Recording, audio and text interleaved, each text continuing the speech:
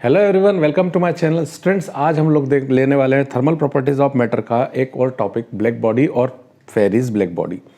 Black body एक ऐसी body है जो ब्लैक है, नो डाउट कोई कलरफुल तो होगी नहीं, वो ब्लैक बॉडी होगी।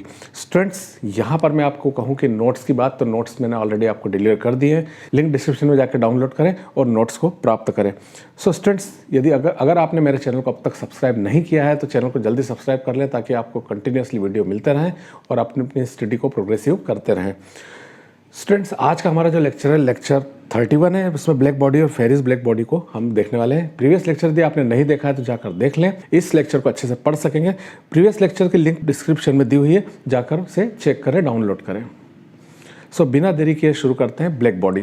सो स्टूडेंट्स, मैं ब्लैक बॉडी के बारे में और फेरिस ब्लैक बॉडी के बारे में पहले से ही लिख के रख रहा हूँ, ताकि आपका और मेरा दोनों का टाइम वेस्ट ना हो और आप कम समय में इसको समझ सकें और पढ़ सकें। मैंने पूरा स्टेटमेंट वहाँ लिख दिया है और सारे डिटेल्स लिख दिए। देखिए, अ black body is a body which absorb completely all radiation falling on it. Black body वो बॉडी होती है जो अपने ऊपर आने वाले सारे के सारे रेडिएशन को एब्जॉर्ब कर लेती है। प्रैक्टिकली मैं बात कहूँ कि पॉसिबल नहीं होता है, सारा का सारा रेडिएशन तो नहीं हो पाएगा स्टूडेंट्स, कोई भी चीज़ परफेक्ट नहीं होती वर्ल्ड में। तो यहाँ पर हम देख रहे हैं कि ये 98% तक का रेडिएशन अपने अंदर एब्जॉर्ब कर लेती है। जितना ज़्यादा परसेंट तक एब्जॉर्ब करेगी वही बेहतर मानी जाएगी। तो इसमें जो है ब्लैक बॉडी में हम देखें कि ब्लैक कलर जो होता है सबसे डार्क कलरों में शुमार है, तो उसके द्वारा ही रेडिएशन को एब्जॉर्ब किया जाता है। और देखिए, यदि आप घर में दादी जी से पूछेंगे या कोई और भी बुजुर्ग से पूछेंगे तो कहेंगे कि आपको जो काजल लगाया जाता था छोटे अवस्था में, जो आंखों के नीचे तक भी लग दिया जाता था और बड़ी बड़ी आंखें दिखाई देती थी, वो जो काजल है वो लैम्प ब्लैक है। वही सबसे बढ़िया जो है एब्जॉर्बर माना जाता है, क्योंकि उसी से सारी हीट एब्जॉर्ब हो जाती थी और हमारी आंखें प्रोटेक्टिव रहती थी। सो स्टूडेंट्स, यहाँ पे क्या है, actually no body is perfectly black body, but lamp black, platinum black are assumed as a black body. इनको, प्लेटिनम ब्लैक को और लैम्प ब्लैक कौन सा, मैंने अभी बताया कि पुराने समय में क्या करते थे, घी का दिया जलाकर उसके ऊपर कोई कपड़ा रख के थोड़ा सा उसकी जो फ्लेम होती थी, लो होती थी, उसके थोड़े ऊपर रखते थे, जिससे वो जो कार्बन उस पर कलेक्ट होता था और उसको बाद में घी में जो है अच्छी तरह से मिला लेने से लैम्प ब्लैक बनता था और वो हमारी आंखों के लिए बहुत अच्छा होता था। वो उसी को यहाँ पर नाम दिया है लैम्प ब्लैक, और वही एक अच्छा ब्लैक बॉडी माना गया है। व्हेन इट इज़ हीटेड, ऐसी खास बात क्या होती है कि ये 98% तक अपने ऊपर आने वाले रेडिएशन को एब्जॉर्ब कर लेता है।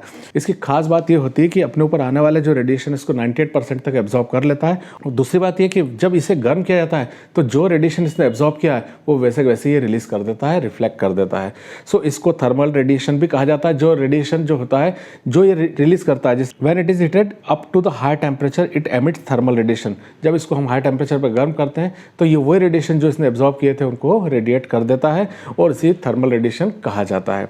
So perfectly black body, a perfectly black body is a good observer as well as good emitter.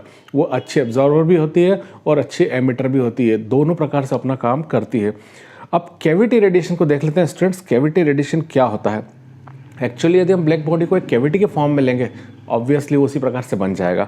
When hollow object is heated, देखिए यहाँ पे क्लियरली कहा गया है, when hollow object is heated then radiation is emitted from small opening on the inner surface of object gives total radiation, such radiation is called cavity radiation. देखिए, एक खोखला सा होता है, मैं आपको बता दूं ये खोखला होगा और उसको हम यदि हीट देंगे तो अंदर से किसी उस खोखले पार्ट में से एक छोटे जो एपरेचर है उसमें से कोई रेडिएशन यदि बाहर आ रहा है तो वो रेडिएशन हमारा कैविटी रेडिएशन कहलाएगा, क्योंकि वो कैविटी के अंदर से आ रहा है। एक छोटी सी डेफिनेशन है, एक बहुत सिंपल सी बात है, तो इसको आप एक बार और देख लें कि हॉलो ऑब्जेक्ट को हम हिट करेंगे तो रेडिएशन एमिट होगा और कहाँ से, एक स्मॉल ओपनिंग से रेडिएट करेगा, तो उसे हम जो है कैविटी रेडिएशन कहेंगे।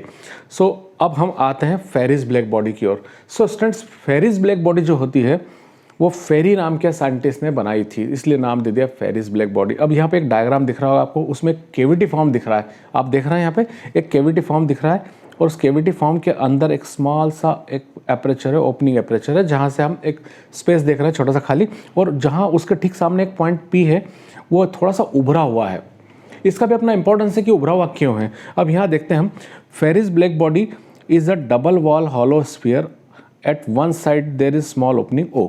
देखिए डबल वॉल है ये, यहाँ से जो है इसकी वॉल डबल है, ये देखिए यहाँ पे, और उसकी वन साइड में एक स्मॉल होल ओ है जो स्मॉल एपरेचर है, और opposite side of the inner wall conical projection is P is present. देखो ये पी जो है यहाँ पे एक कोनिकल एक जो शेप में यहाँ पर पी पार्ट बना हुआ है यहाँ पे। ये ऐसा क्यों बनाया होगा सोचिए, क्योंकि देखिए रेडिएशन अंदर आता हुआ बताया गया है। ये रेडिएशन जब अंदर आ रहा है और वो ठीक पी के टिप पर टकराता है तो वहाँ से रिफ्लेक्ट हो जाता है, लेकिन सेम एंगल पे नहीं होता है, वो डिफरेंट एंगल पे वहाँ से रिफ्लेक्ट होता है और फिर से वो ब्लैक बॉडी की वॉल पे इनर साइड में जाकर टकराता है और वहाँ एब्जॉर्ब हो जाता है ताकि वो सीधा का सीधा बाहर निकल ना सके।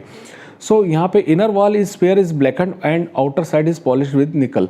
अंदर की जो वॉल होती है वो ब्लैक कर दी जाती है, जैसे मैंने आपको बताया कोई खास ब्लैक जैसे प्लेटिनम ब्लैक होगा या फिर जो है लैम्प ब्लैक होगा उससे, ताकि वो सारे रेडिएशन को अंदर एब्जॉर्ब कर ले। Between two walls hollow sphere vacuum, यहाँ पे दोनों वॉल्स के बीच में एक वैक्यूम क्रिएट किया जाता है। यहाँ देख रहे हैं आप, यहाँ पे जो मैंने डार्क ब्लैक बनाया हुआ है यहाँ पे वैक्यूम क्रिएट किया गया है ताकि क्या हो कि अंदर की जो हीट रेडिएशन है या कोई रेडिएशन है वो बाहर ना आ सके और बाहर का रेडिएशन अंदर ना जा सके। So loss of heat is possible by conduction और कन्वेक्शन। इसलिए मतलब क्या होता है कि कोई ऐसा लॉस ऑफ हीट्स नहीं होगा कंडक्शन के द्वारा या कन्वेक्शन के द्वारा उस ब्लैक बॉडी से। अब filament is present between double wall and hollow sphere, इसके बीच में एक फिलामेंट होता है जो उसकी वैल्यू को मेजर करता है। सो स्टूडेंट्स यहाँ पे आप देख रहे हैं कि यहाँ मैंने जो सारी बातें बताई वो यहाँ डिटेल में मैंने लिख दी थी और उसको आप एक दो बार पढ़ेंगे तो आपको बहुत अच्छे से याद भी हो जाएगा। Students, when radiation enters from hole O, देखिए ओ से रेडिएशन अंदर की ओर जा रहा है, it suffers multiple reflection and दस एब्जॉर्ब अप्रॉक्स 98%। तो जैसे ये अंदर जा रहा है ये बार बार रिफ्लेक्ट करता है, रिफ्लेक्ट करने से क्या होता है वो उसकी वॉल से जाकर टकराता है और वो वहाँ पर एब्जॉर्ब होने लगता है।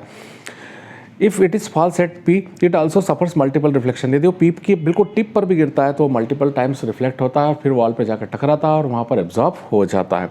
Thus radiation absorb completely. This cavity system also use as a source of thermal radiation. जो मैंने आपको बताया कि इस कैविटी को, ये जो फेरीज की जो ब्लैक बॉडी है, इसको हम एक थर्मल रेडिएशन के फॉर्म में भी, थर्मल रेडिएशन सोर्स के फॉर्म में भी यूज़ कर सकते हैं, क्योंकि यदि हम उसको हाई टेम्परेचर पे गर्म करेंगे तो उसी टेम्परेचर को वो फिर से रिलीज कर देगा। For this purpose cavity is heated constantly at high temperature. In this condition, thermal radiations emitted from opening O, these radiations are called black body radiations. अब यदि हम इसको गर्म करते हैं तो हाई टेम्परेचर पे अपने अंदर से रेडिएशन को रिलीज करेगा और उन्हीं रिलीज रेडिएशंस को हम कहेंगे black body radiations. I think ये बहुत सिंपल कंसेप्ट थी, आपको समझ में आ गई होगी। एक छोटा शॉर्ट नोट आ सकता है तो एक दो बार पढ़ के एक बार लिख कर देख लें तो प्रैक्टिस के दौरान ये अच्छे से याद हो जाएगा। एक दो बार डायग्राम जरूर बना लें ताकि पता लग जाएगा पी पॉइंट का क्या इंपॉर्टेंस है, ओ का क्या इंपॉर्टेंस है। सो मिलते हैं नेक्स्ट वीडियो में। Till then stay blessed and good bye.